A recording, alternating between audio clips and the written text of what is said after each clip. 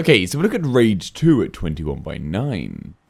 Think of Wolfenstein and Doom combined with an open map. This is a clear meld of the two worlds Bethesda has already developed brilliantly, and whilst it does feel familiar in many ways, it definitely stands out on its own sufficiently enough to make for a great experience. But first, the ultra-wide support.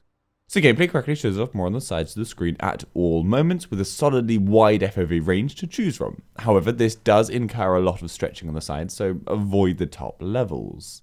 The HUD is stuck to 16:9. Cutscenes are a mix of pre-rendered cutscenes, which are 16:9 with black bars, and in-game cutscenes, which are ultra-wide. The main menu is 16:9 with black bars, the in-game menus are the same, and so are loading screens. It's not great.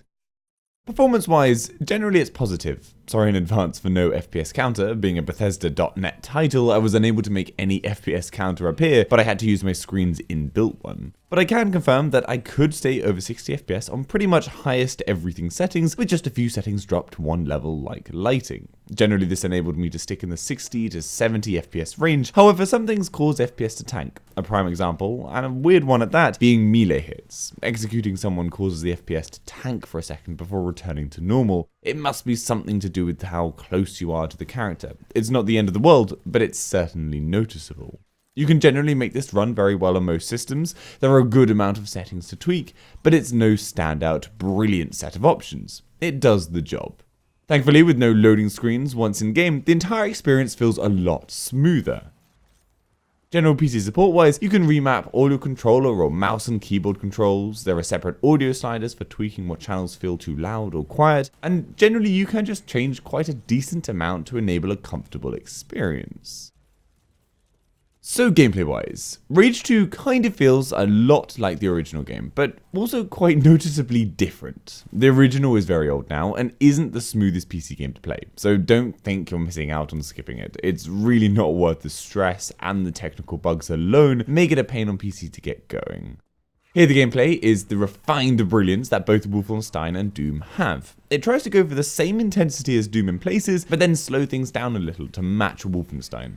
To be honest, I still prefer the separate fighting experiences of Wolfenstein and Doom. Here it feels great, don't get me wrong, but it isn't quite as satisfying and rewarding or intense as the other two games. But regardless, you'll still have an awesome time with a whole myriad of weaponry that have meaningful upgrades and are very separate in use cases, working great alongside one another, and the enemies break apart satisfyingly brutally, just as we've come to expect from Bethesda-related titles.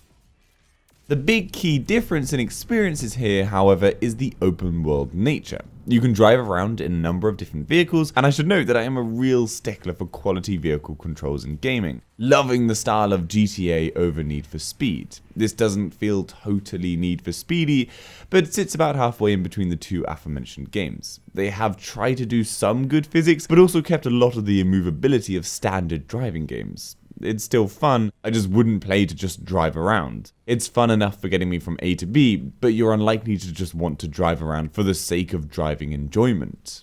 The cars do frequently find themselves flying off the edge of the road or getting jammed in between trees and unable to get out. It's just really annoying at times. The story is compelling, with good doses of comedy and intense violence and strife. I'm really enjoying it, and whilst it's not crazy innovative in how it delivers the story to you, there is a lot of standing and just listening to characters, which is always dull in anything but a Rockstar game, but it's definitely enough to push the story forward.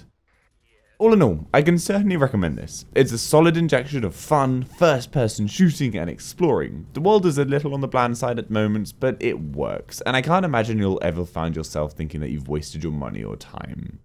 I'm going to give this a WAF score of 2. It's a weird one though, because of the rarity of time that you actually ever spend in menus or rather places with black bars. This doesn't feel like a 2-rated game. If only the in-game menus were ultra-wide, things would be lovely. I still can happily recommend buying this though. I hope this gives you some information how the game runs at 21:9. Give this video a like if you found it helpful, and subscribe for future info. For any of the games at 21:9, head over to the channel or the WAF website. Hopefully I've covered it. If I haven't, then leave a comment down below and I'll try and cover it. And if you'd like to support the channel, it's my Patreon page in the description, and Amazon affiliate links are there too. See you later.